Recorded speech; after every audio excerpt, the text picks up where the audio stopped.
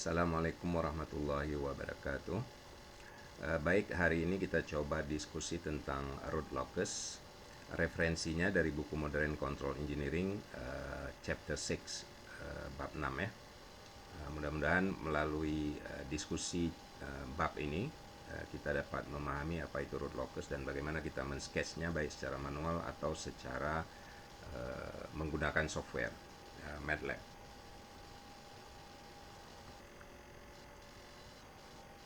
Langsung saja kita lihat gambar 61 di sini ya, gambar 61 ini satu blok diagram sistem kendali tertutup dengan forward bloknya itu GS, feedbacknya HS, kemudian inputnya RS dan outputnya CS. Nah, berdasarkan blok diagram ini kita dapat menghitung transfer functionnya, fungsi alinya CS per RS sama dengan GS per 1 plus GS HS. Ini persamaan 61 ya. Nah, dari sini kita coba melihat kondisi atau syarat sudut dalam kita menentukan root locus. Syarat sudut dan magnitud pada saat kita menentukan root locus. Dari persamaan karakteristik di atas, transfer function, kemudian kita dapat bahagian penyebutnya itu menjadi persamaan karakteristik, yaitu 1 plus GS HS sama dengan 0.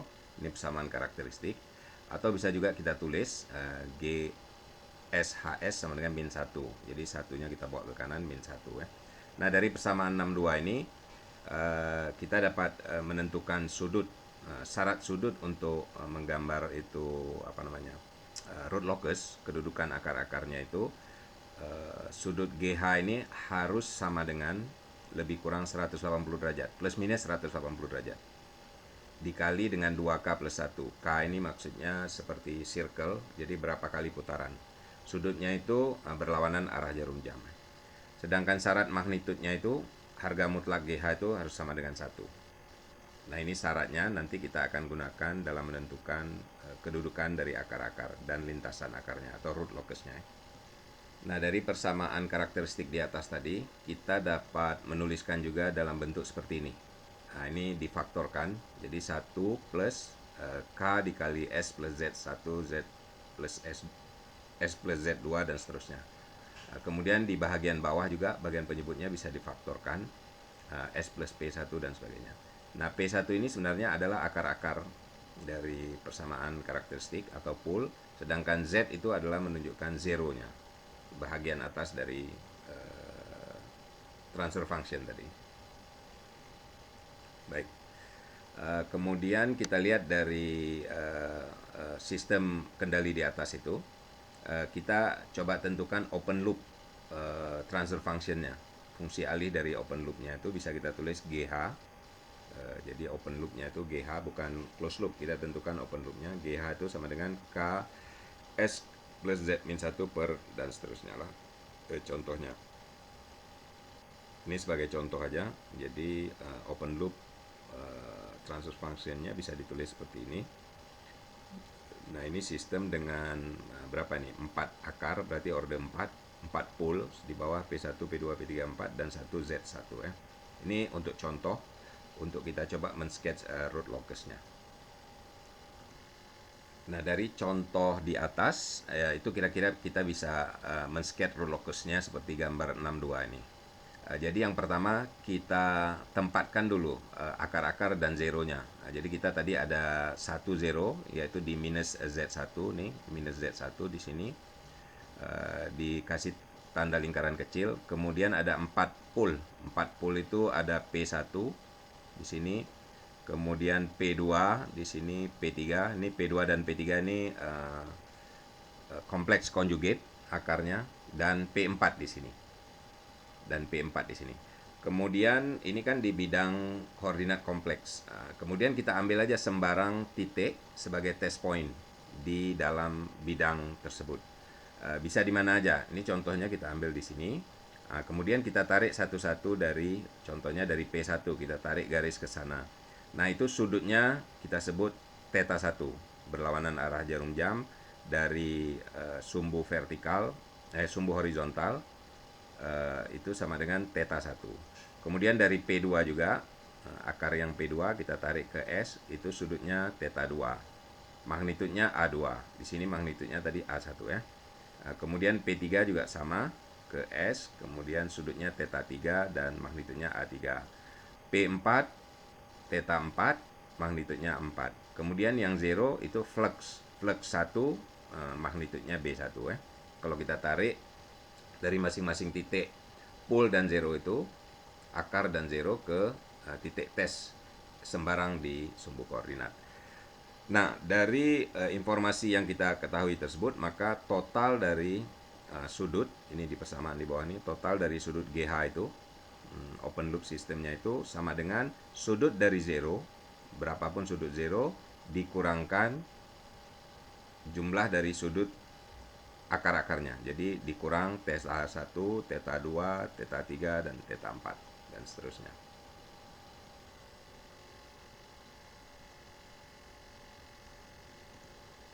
Nah, gambar yang di sebelah kanan ini sama juga, tapi kita ambil titik tes yang lain, titik tes lain di bidang kompleks tersebut juga, koordinat kompleks. Kita contohnya kita ambil di sini sembarang. Itu kita lakukan hal yang sama. P1 itu sudutnya theta 1, magnitudnya nanti A1, P2 seperti ini, sudutnya jadi theta 2. Dia selalu berlawanan arah jarum jam dari sumbu positif real. Ini kan ada sumbu real dan sumbu imajiner.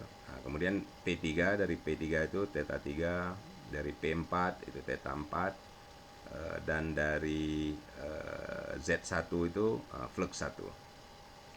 01 itu flux 1 ya. Oke. Itu sama juga, hanya di sini untuk menunjukkan kita bisa mengambil sembarang titik uji atau test point di bidang koordinat tersebut. Nah, dari informasi gambar tersebut kita dapat menentukan sudut GH-nya itu, sudut open loop sistemnya itu, open loop transfer function system. Jadi sudut GH-nya itu sudut 0 dikurangi total sudut. Total sudut 0 dikurangi total sudut pole atau akar ya. Jadi zeronya karena cuma ada 1, jadi flux 1. Pole-nya ada 4, jadi dikurangi theta 1, theta 2, theta 3, dan theta 4.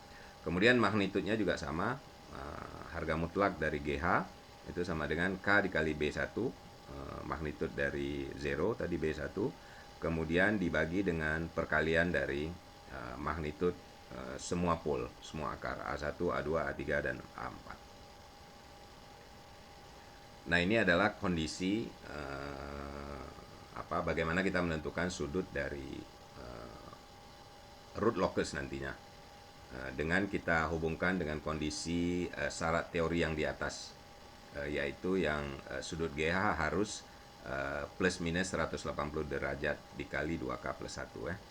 Dan magnitud GH harus sama dengan 1. Baik, di sini kita langsung aja lihat contoh 61, example 61 ini. Ini ditunjukkan satu sistem kendali feedback negatif, negative feedback system, ditunjukkan pada gambar 63. Itu kalau kita lihat di gambar 63-nya, ini. Ini sistemnya ini. Jadi ada G-nya itu K per S dikali S plus 1 dikali S plus 2. Jadi ini kan ada order 3, sistem order 3. Ada 3 pole di S sama dengan 0, S sama dengan min 1, dan S sama dengan min 2. Sedangkan feedbacknya itu 1, H-nya itu 1. Yang lain sama, RS input, CS output. Nah, kita kembali ke atas. Jadi open loop transfer function dari sistem itu, G-nya itu K per S kali ini, kemudian H-nya itu sama dengan 1 tadi kan. Nah, sudut G-nya itu, karena sudut G kali H kan H-nya 1, jadi yang diasumsikan sudut G-nya aja. Sudut G-nya itu adalah sudut dari K ini aja yang berpengaruh ya. S sebagai pole-nya, kemudian S min 1, pole-nya juga S plus 2, pole-nya juga. 0 kita tidak ada, nggak ada 0. Jadi sudutnya itu sama dengan minus, karena nggak ada 0 kan, nggak ada 0, fluxnya nggak ada, 0. Jadi 0 minus sudut dari S, pole yang pertama, dikurangi sudut dari S plus 1, pole yang kedua, dikurangi sudut dari S plus 2, pole yang ketiga. Ini harus sama dengan plus minus 180 derajat dikali 2K plus 1. Magnitudnya juga seperti itu. Nah, karena H-nya 1, jadi magnitud GS itu sama dengan magnitud atau harga mutlak dari K per S dikali S plus 1, S plus 2 sama dengan 1. Itu syaratnya. Nah, sekarang kita lihat prosedur bagaimana kita men-sketch, menggambar root locus itu. Baik, langkah pertama adalah tentukan root loci pada sumbu real. Jadi kita plot dulu. Tadi kan kita udah tahu zero kita nggak ada dari transfer function di atas tadi, dari persamaan karakteristik dan transfer function di atas. Kita ada 3 pool, yaitu pada S sama dengan 0, min 1, dan min 2. Nah, ini kita plot. Kita plot lokasinya di sumbu koordinat kompleks tadi, di bidang koordinat kompleks. Di posisi 0, letakkan tanda silang, min 1 dan min 2. Nah, kemudian kita ambil test point untuk menentukan sudutnya, yang mana yang memenuhi syarat untuk lintasan root locusnya. Kita ambil yang pertama, kita ambil test point yang ini ya, test point S itu pada positif real, pada sumbu positif real. Pada sumbu positif real maksudnya di sebelah kanan tadi kan, di sebelah kanan sumbu koordinat. Nah, dari situ. Nah, dari situ kita bisa lihat ke titik-titik yang ada di yang kita plot di atas tadi, yaitu 0, min 1, dan min 2, itu semua sudutnya sama dengan 0 derajat. Nah, 0 derajat kan, sudut S itu sama dengan juga 0 derajat. Kan kita bergerak dari sudut tesnya itu kan di sumbu positif real. Nah, itu kalau kita tarik sudutnya ke ini, semuanya 0 derajat. Nah, tidak ada sudut ya, karena berhimpit di sumbu real kan. Tadi titik 0, min 1, min 2 ini berhimpit di sumbu real. Nah, makanya ini semua 0 derajat, berarti titik tes ini tidak memenuhi syarat. Berarti di situ tidak ada, nah ini tidak memenuhi syarat. 180 derajat tadi, plus minus 180 derajat. Nah, berarti di situ tidak ada lintasan root locusnya. Nah, di situ tidak ada lintasan root locusnya pada positif real axis. Kemudian kita ambil test point. Nah, ini kita ambil test point berikutnya, itu antara titik 0 dan min 1. Nah, di sumbu real negatif, pada sumbu real negatif, ini test pointnya pada titik 0 dan min 1. Nah, itu kalau kita tarik garis ke sumbu koordinat 0, titik pool 0, min 1 dan min 2 tadi. Nah, itu kita bisa lihat lah. Dari antara 0 dengan min 1 itu kita ambil titik ujinya di situ. Itu ke titik 0 itu sama dengan 180 derajat kan. Nah, dari sumbu ini tadi itu 180 derajat jaraknya. Sedangkan titik min 1 dan min 2 itu 0 derajat. Nah, dari sini kita masukkan ke rumus tadi. Total dari sudut itu adalah penjumlahan sudut 0 dikurangi sudut pool. Karena sudut 0-nya nggak ada, 0, maka kita hanya ada sudut pool. Makanya kita jumlahkan semua ini, kita dapatkan min S plus 1 sama dengan 180 derajat. Karena 2 ini 0. Nah, S plus 1, sudut S plus 1, sudut S plus 2 itu sama dengan 0. Sudut S saja yang 180 derajat kan.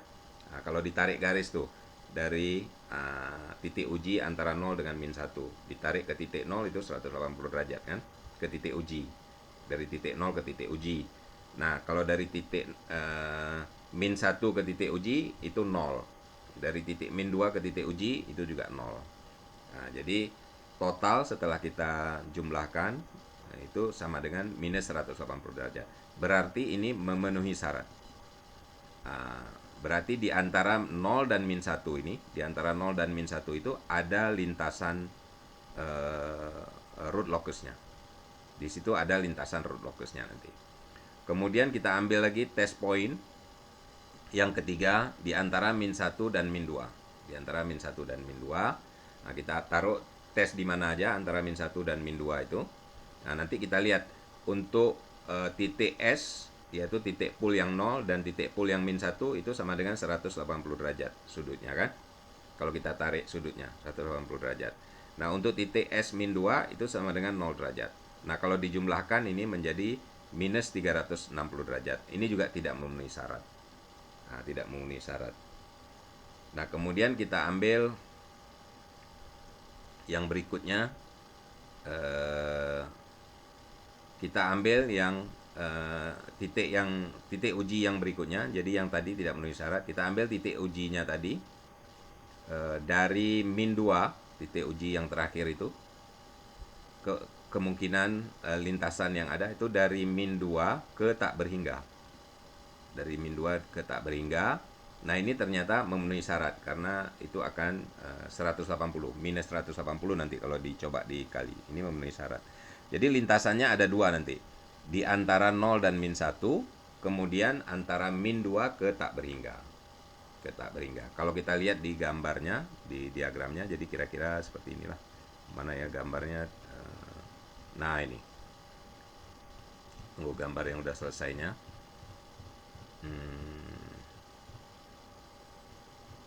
Nah, ini. Jadi lintasannya itu dari 0 dan min 1 itu ada lintasan. Nah, nanti soal di mana dia breaking away pointnya terpecah itu nggak masalah. Nanti kita hitung di langkah berikutnya.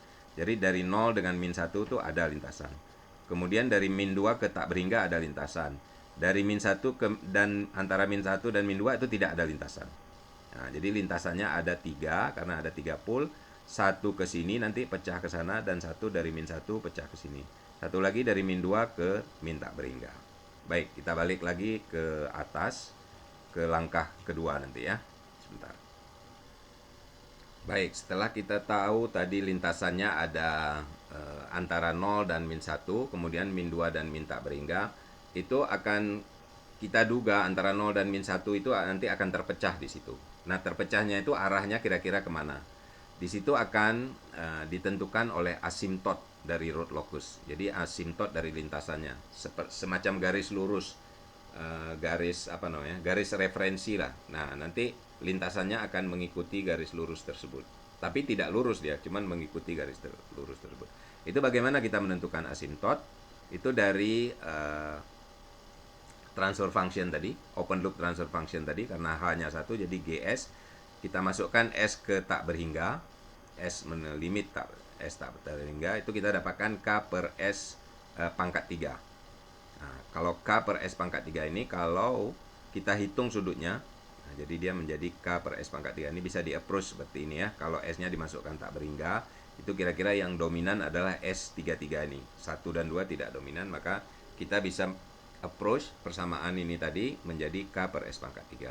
Nah, kalau K per S pangkat 3 ini kita hitung sudutnya, karena ini kan bilangan kompleks, kita hitung sudutnya, itu min 3 dari sudut S, sama itu harus memenuhi 180 derajat. Nah, jadi sudutnya itu sama dengan plus minus 180 derajat dikali 2K bagi 3. Nah, jadi kira-kira sudutnya itu ada plus 60, minus 60, dan 180. Nah, jadi ada tergantung nilai K-nya. Saat K-nya 0 berapa, K-nya 1 berapa. Jadi dia ada berapa putarannya. Saat K-nya 0 berarti plus 60 minus 60. Saat K-nya 1 berarti 180 derajat. Nah, makanya kemudian kita bisa gambarkan asimtotnya tuh seperti gambar inilah.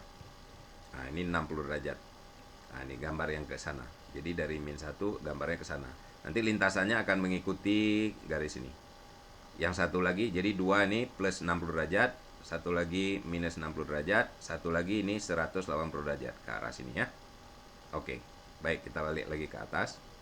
Nah, tadi sudut asimtotnya udah tahu, min 60 derajat, plus 60 derajat, positif 60 derajat, dan negatif 60 derajat, dan 180 derajat. Tapi kita tidak tahu di mana intersect point-nya. Dia memotong sumbu real tadi itu di mana. Nah, itu bisa kita hitung dengan cara seperti ini. GS sama dengan K per ini open loop transfer functionnya. Kemudian jika test pointnya itu sangat jauh dari origin, sangat jauh berarti tak berhingga. Nah, itu kita bisa approach persamaan GS itu sama dengan S pangkat 3 plus 3S kuadrat. Nah, kalau nilai S-nya itu sangat besar, jadi bisa kita tulis seperti inilah persamaannya, seperti persamaan 65 ya. 65. Nah, ini kalau kita hitung sudut-sudutnya, dia juga akan plus minus 60 derajat. Kemudian kalau kita substitusi nilai S itu sama dengan tau plus J omega, ke persamaan yang terakhir itu kita dapatkan persamaan ini. Kemudian kita hitung tangennya itu, kita dapat 60 derajat minus 60 derajat 0 derajat. Nah, itu akan kita ketahui kira-kira titiknya itu di akar 3 minus akar 3 dengan 0 lah. Nah, itu kita bisa lihat nanti titik-titik perpotongannya itu atau midpointnya itu pada S sama dengan min 1 lah. S sama dengan min 1.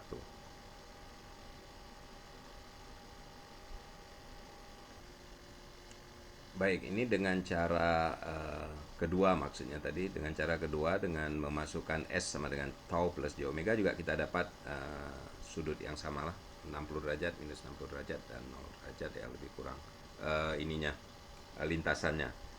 Dan kalau kita selesaikan persamaan 65 ini sama dengan 0, K per S plus 1 pangkat 3 sama dengan 0, itu kira-kira titik ketemunya tuh di S min 1. Jadi di sini ya, sama dengan 0, nanti kalau di ini kan jadi S sama dengan min 1 kan. S sama dengan min 1 ini dia titik midpointnya. Nah, jadi gambarnya bisa dilihat di gambar 64 tadi. Nah, ini di sini titik midnya, titik temunya di sini di min 1. Ini asimtotnya, yang satu ke atas, yang satu ke bawah, yang satu ke kiri. Nah, sekarang langkah berikutnya kita menentukan titik potong sumbu imajiner nih pada nilai berapa nih. Nah, pada nilai J min akar 3, yang ini tadi ya, hasilnya akar 3 min akar 3 dan satu lagi 0. Jadi ini pada nilai J akar 3 dan min J akar 3. Kemudian kita lihat breakaway, karena di sini asimtotnya seperti ini. Langkah berikutnya kita coba hitung breakaway point. Jadi tadi kan poolnya di titik 01, kemudian di titik min 1, dan satu lagi di titik min 2. Nah, kita tahu yang di titik min 2 akan ke kiri ke tak berhingga. Tapi lintasan root locusnya antara 0 dan min 1 itu dia akan saling tarik-menarik dan berpecah di sini. Di tengah-tengah ini berpecah dan mengikuti asimtot ini. Yang satu lagi dari sini ke bawah berpecah di sini ke bawah mengikuti asimtot ini. Nah, titik pecahnya ini, breakaway point-nya ini berapa nih? Nah, ini bisa dihitung dengan cara langkah ketiga ini. Baik, kita lanjutkan cara menentukan breakaway point-nya. Jadi di sini perpecahannya antara 0 dan min 1 ini kita tuliskan persamaan karakteristik seperti ini lah. Kita bisa tuliskan persamaan karakteristik seperti ini kan, Fs sama dengan Bs plus KAS sama dengan 0. Nah, kemudian dari persamaan 66 ini nanti kita coba hitung dfs per ds sama dengan 0. Atau di sini sebagai fungsi k, jadi kita turunkan dkds-nya itu sama dengan 0, nanti akan kita dapatkan nilai s-nya. Nah, jadi dari contoh kita di atas itu, dapatkan k-nya dari fs tadi kan a plus kbs kan. Nah, jadi kita ubah dia ke bentuk k sama dengan min b per a, min bs per as. Nah, ini kemudian kita diferensialkan sama dengan 0, dkds sama dengan 0. Nah, itu akan kita dapatkan lah berapa. Nah, untuk kasus contoh kita tadi ada persamaan k per s fungsi alihnya tadi, open loop transfer functionnya s kali s plus 1, s plus 2 ditambah 1 sama dengan 0 kan. Nah, itu kita ubah bentuknya jadi k sama dengan, bisa kita ubah minus, karena ini kita bawa satunya ke sana, minus, kemudian yang bawah dikalikan ke sana, jadi minus s pangkat 3 plus 3s kuadrat plus 2s. Nah, kemudian kita hitung dkds sama dengan 0. Jadi dkds sama dengan min 3s kuadrat plus 6s plus 2 sama dengan 0. Nah, ini bisa kita dapatkan. Ini kan udah persamaan kuadrat, kita dapatkan dua nilai. Yang pertama S sama dengan min 0,4, yang satu lagi S sama dengan min 1,5774. Nah, dari sini kita lihat, tadi kan titik pecahnya tuh antara 0 dan min 1. Antara 0 dan min 1. Jadi antara dua titik ini yang mana yang memenuhi syarat? Kalau min 1,5 kan setelah min 1. Ke sebelah kiri min 1, jadi tidak memenuhi syarat. Jadi yang memenuhi syarat adalah yang ini. Nah, jadi dia berpecah di situlah. Nah, berpecah nanti di min 0,422 ini. Nah, kalau kita masukkan nilai ini ke persamaan K tadi, ke persamaan K kita mana tadi? Persamaan A ini. Nah, ini akan kita dapatkan lah untuk titik S min 0,4 tuh K-nya, harga gain-nya tuh 0,3849. Nah, demikian. Itu kalau kita lihat gambarnya di gambar berikutnya ya. Mana tadi gambar berikutnya? Di sini. Nah, jadi titik pecahnya di sini nih, di min 0,4 di sini ya. Nah, antara 0 dan min 1, min 0,4. Nah, sekarang yang berikutnya kita udah tahu, yang berikutnya dia akan mengikuti asimtot ini, kita cuman cari titik perpotongan dia ini, lintasan ini. Tadi yang kita cari yang pertama titik perpotongan yang garis asimtot. Sekarang kita cari perpotongan titik perpotongan root locusnya.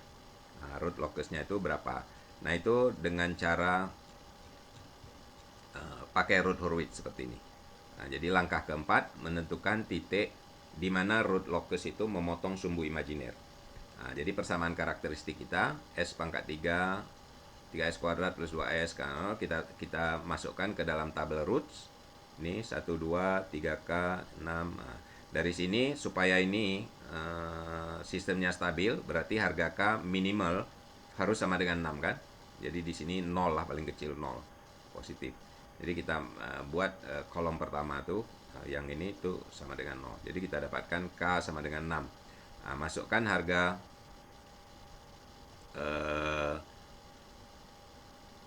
K sama dengan 6, kita ambil, kemudian kita ambil persamaan bebas. Artinya sebelum ini kan batas kritis kestabilan. Jadi sistem itu critically stabil pada kalau ada nilai 0 di sini. Jadi dia pas di batas sumbu imajiner koordinat kompleks itu kan. Nah, itu batas stabil. Sebelah kiri kan stabil, sebelah kanan tidak stabil. Jadi pas di sumbu imajiner. Jadi kalau di sini 0, berarti kita ambil persamaan yang di atasnya ini sebagai auxiliary, persamaan bebas. Persamaan bebasnya bisa kita tulis, ini kan orde 2, pangkat 2 ya. Jadi 3S kuadrat plus K. 3S kuadrat plus K, K-nya udah kita tahu 6. Jadi kita tulis 3S kuadrat plus 6 sama dengan 0. Nah, dari sini bisa kita hitung S-nya tuh dapatnya segini. Plus minus J akar 2. Makanya persamaannya itu titiknya itu akan berada di sinilah. J akar 2 di sini ya. Plus minus J di sini satu lagi. Oke. Plus minus J akar 2. Nah, cara kedua menentukan titik potong di sumbu imajiner itu juga bisa memasukkan S sama dengan J omega. Nah, itu kalau kita hitung nanti akan ketemu nilai yang sama juga. Omeganya tuh plus minus akar 2. Nah, itu nanti bisa diplot juga di situ. Jadi ada dua cara. Dengan root Hurwitz kita ambil, kita dapatkan auxiliary atau persamaan bebasnya itu di atas ini. Kemudian atau dengan mensubstitusi nilai S sama dengan J omega ke dalam persamaan karakteristik, kemudian kita hitung itu akan dapat omeganya itu lebih kurang plus minus akar 2, K-nya itu 6 gitu ya. Baik. Nah, kemudian kita udah bisa gambar sebenarnya. Kalau mau ambil coba test point juga bisa dilakukan di langkah 5 seperti test point di atas, apakah sudut-sudutnya sesuai dan sebagainya, itu bisa. Langkah 6 kita udah bisa gambar. Udah bisa gambar dalam artian kita tadi kan udah ada titik poolnya di 0, min 1, min 2. Kemudian kita udah ada asimtotnya, ke atas ini lurus, asimtot ke sini 1, 60 derajat, kemudian ke kiri 1 kan, 180 derajat. Nah, kemudian kita juga udah dapat titik perpecahannya di sini min 0,4 sekian. Nah, kemudian kita bisa gambar. Kita udah dapat juga titik perpotongannya J akar 2 dan J minus akar 2 perpotongan sumbu imajiner. Nah, kita bisa menggambar kira-kira lintasannya tuh dari 0 ke atas.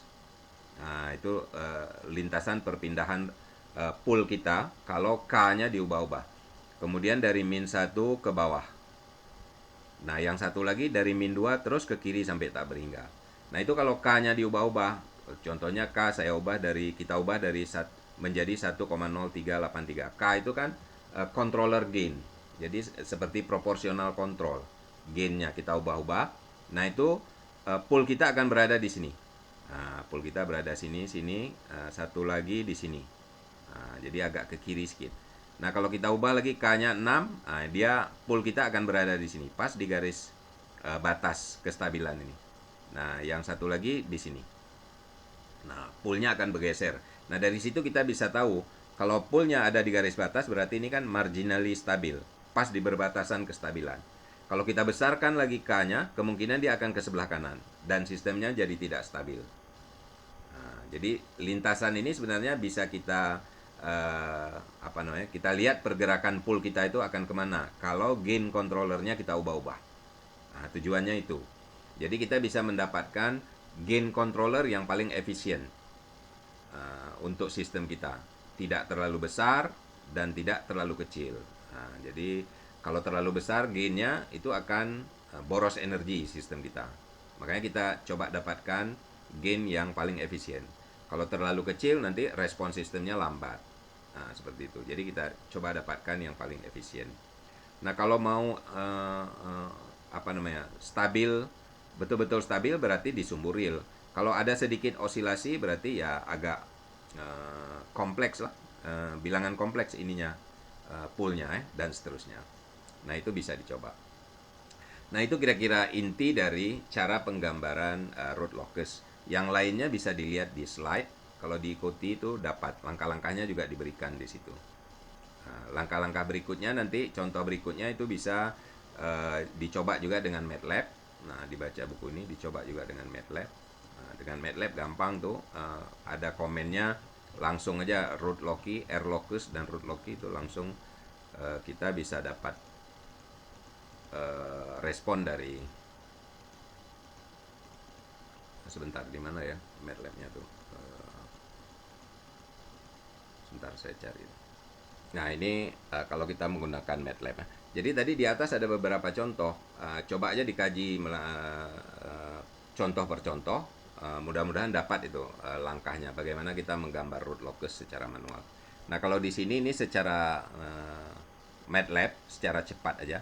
Kalau kita ada open loop transfer function seperti ini, itu bisa kita tuliskan aja terus di command MATLAB seperti ini. Ini untuk mendefinisikan sistemnya. Kemudian ini kita suruh gambar root locusnya, suruh hitung root locusnya. Nah, di sini suruh plotkan root locusnya. Nah, itu langsung dapat lah root locus. Itu kalau kita lihat hasilnya langsung dapat lah. Itu lintasan perpindahan root locusnya, pool-poolnya itu kemana aja. Itu bisa langsung dapat. Nah, itu bisa kita geser-geser. Nanti poolnya kita mau kemana. Dia stabil, jangan sampai lewat batas kestabilan, agak berosilasi dan sebagainya lah. Baik, saya rasa itu intinya untuk root locus. Nah, nanti silakan dicoba-coba. Ini saya hanya memberikan langkah-langkah penjelasan ringkas, langkah-langkah bagaimana men-sketch root locus. Kalau dibaca lagi pelan-pelan, semua contoh-contoh di atas mudah-mudahan bisa didapat lah poinnya ya. Intinya bagaimana kita menggambar root locus atau men-sketch root locus. Baik, terima kasih. Assalamualaikum warahmatullahi wabarakatuh.